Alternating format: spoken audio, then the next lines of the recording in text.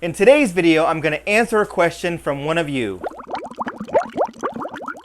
Hey fish friends, how's it going? Hope everyone's doing well. Hope you're all having a great day. My name is Zenzo from Tazawa Tanks, and today I'm going to talk about a topic that was asked by one of the viewers of this channel. So I thought it was a good topic, and I wrote back and said that I would be very happy to talk about that. So the topic is, how do you tell if your African cichlid is a male or a female, and how long does it take for them to color up? So I'm going to tackle this question in two different parts. One being obviously how to tell if they're male or female, and I'm going to dissect that into a couple different categories, and then how to determine how long it takes for that fish to show color.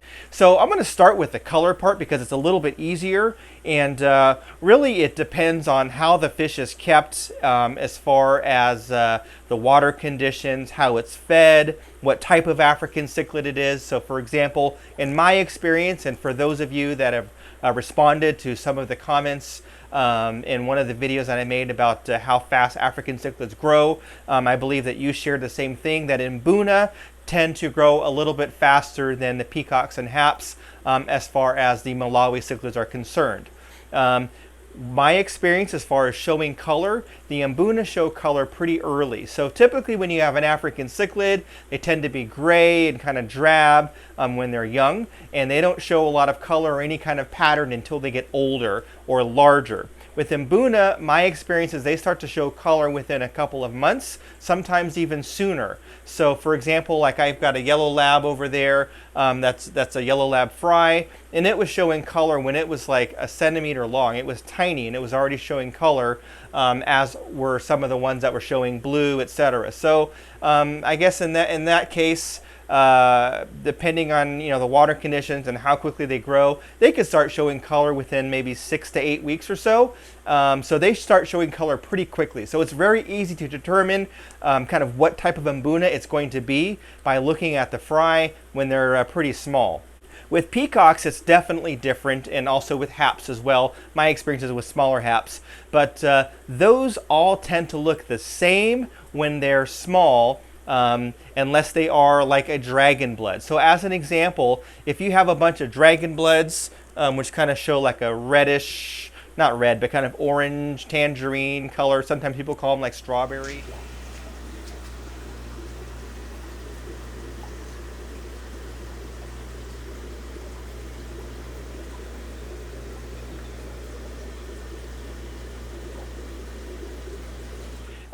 They will actually show color right away. So in fact, I have some dragon blood fry in a tank over there, and those were spit. I forgot to write it down, but just a few weeks ago. So they're very young, and they're already orange. So as soon as the mom spit them out, I could tell they were dragon bloods. Obviously the mom is a dragon blood, but I could see that they were all orange, so that was very apparent right away.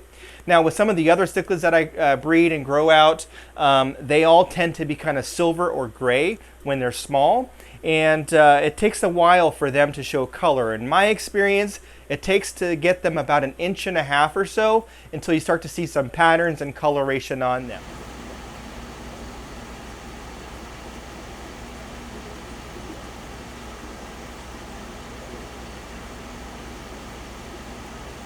Now that's a great segue into sexing.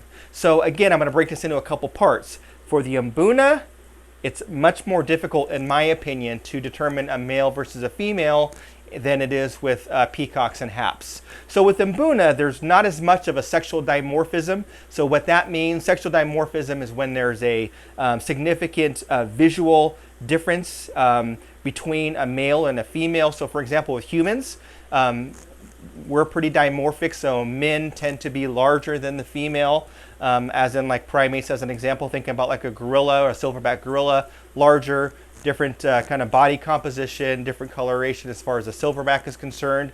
And obviously with males, humans, we've got facial hair and other kinds of things like that. So not only do we have, different kind of bone structure in our face and Adam's apple, etc., and obviously we're larger, more muscular for the most part. There are some larger women and small men, but for the most part, there is that difference between men and women. So it's pretty easy to tell without even having to look at the genitalia.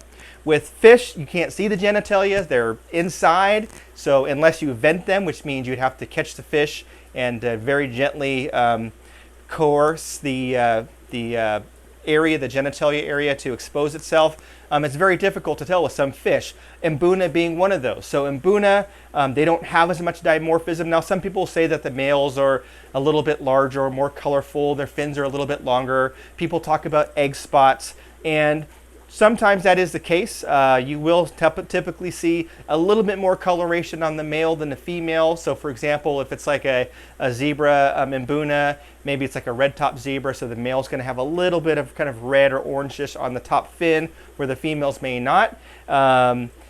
Sometimes you'll see egg spots, so the egg spots would be on that lower anal fin. My experience is egg spots are not a perfect way of telling if a fish is a male or female, because I've often seen those egg spots on a female, and I was proven that that fish was a female because that female laid eggs and held her eggs in her mouth until they hatched. So it's not a surefire way of knowing if a fish is a male or female. So with Mbuna, a little bit more difficult.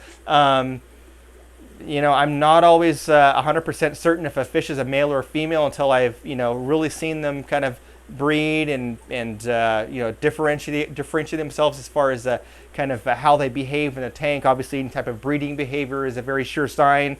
So unless that fish has some type of color marking that sets it apart, it's not always easy. So I've been fooled where I thought an Mbuna was a male and it was a female, and vice versa. So that is more difficult. I'm not the expert on sexing Mbuna, and probably the surefire way, if you don't see them breeding, is you'd have to vent them. As far as the peacocks and haps, it's a little easier because there is more of a dimorphism between the males and the females for the most part, for most of the species. So typically with a peacock as an example, and I'll use peacocks in this example, the females kind of remain that gray or silver, non-colored displayed fish. So the males typically will bring on, you know, bright colors, whether they be blues or yellows, or, you know, some reds that have obviously been line bred in, bright orange, you know, lots of different colors that we see on the male peacocks. On the females, for the most part, they stay pretty muted in color. Now, sometimes you will have a female that's an OB, meaning orange blotch, so it's a hybrid where it has, you know, a mixture of different types of peacock in her, and she will have some coloration because of that breeding. And sometimes, like for example with the dragonblood, you will have a dragonblood that's colored up orange and is quite bright looking and is still a female. In fact, I've got a dragonblood in the tank over here that is a female. She's the one that spit those eggs, not the eggs, but the fry. And she's beautiful, she's bright. I thought she was a male when I first got her, and she kind of has some male-looking characteristics about her, but obviously she's not because she lays eggs. So typically, for the most part, it's easier to tell male peacocks versus females because, again, the males are going to show color. They're sometimes going to have longer finnage, especially when they're in kind of full breeding behavior, kind of like my thumbnail that you saw at the beginning of this video. Or if you follow me on Instagram, I put one of my breeding males in my Instagram feed. And I'll put the little Instagram thing down here, so you can go and check that out. But that is kind of a good example of a colored up male with fins that are longer, flowing, and you know, pretty much saying, "Look at me, I'm kind of the big deal around here." With haps, it's pretty much the same thing. There are some haps that don't have as much of a difference between the males and the females as far as coloration. But again, for the most part, you're going to have some differentiation in color and size between the male and the female. So for example, like a venustus, the female venustus, which is a large predatory hap, is going to kind of maintain that giraffe look. So it's still going to be a beautiful fish with kind of that silvery gold yellow coloration with the black spots.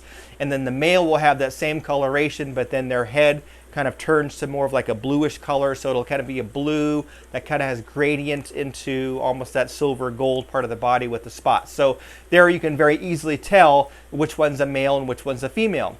Now, having said all of that and saying how it's easy to tell males and females apart, we can be fooled. Obviously, we can be fooled by breeding. So you can breed a certain fish to look a certain way through human intervention, obviously. So, you know, that isn't always a sure way of knowing a male versus a female. And there's also hormones that are involved as far as, some of the fish farms that feed their fish food that's kind of laced with hormones to kind of give them that more male look, because males are more desirable in the hobby for display tanks. And the other thing that's pretty common, and it happens in my tanks, it's happening in my tank upstairs with my display tank, and that is sometimes you'll have a male that doesn't show his full brilliance and kind of takes on more of a subservient, muted coloration, because that fish is not the tank boss. It's kind of lower on the totem pole as far as the pecking order, the hierarchy, and doesn't want to get his butt kicked all the time. So he kind of mutes his colors to look more like a female, or to be less brilliant, so he doesn't look like a threat to some of the more dominant fish in the tank. So in some cases, you will have a male that looks more like a female for that very reason, because he's just decided, okay, it's not working for me in this tank. I'm not the big kahuna in here. I'm going to kind of change the way I look, kind of shrink down, don't stick out, don't flare out my fins as much, and kind of bring on more of a drab coloration to not draw attention to himself. So that often can be the case in some display tanks with a lot of fish in them. As far as time and how long it takes for fish to color up, I haven't found a hard and fast rule. I think there's a lot of factors that determine, how quickly a fish can grow. Again, the water conditions, the water temperature, the food you're feeding, how often you're feeding, the kind of fish it is, how big the tank is. So like in my grow out tubs down here, which are 55 gallons, they're growing a little bit faster than like some of the fish I have like in 20 gallons, where even though they're growing out, they're growing a little bit slower, and they were born the same amount of time. So for example, these fish here, they're about 2.5 inches or so, and there's some color in here. And I sold some of the fish that were in this tank before. This tank is going to be, these fish are going to be going off to be sold in the next week or so anyway. But then down here, I've got some other fish of that same time frame that are a little bit bigger, maybe a centimeter or so larger, and showing a lot more color. So again, they've kind of grown up quicker because of the water conditions in these tubs. So as far as time is concerned, my experience is that it's more about size than time. So usually when they're about 1.5 to 2 inches is really when you'll start to see some difference between the male and the female, as long as it's not someone that's trying to hide their colors. So again, that male is going to start to show coloration, and you'll start to see a little bit of shimmering in his scales.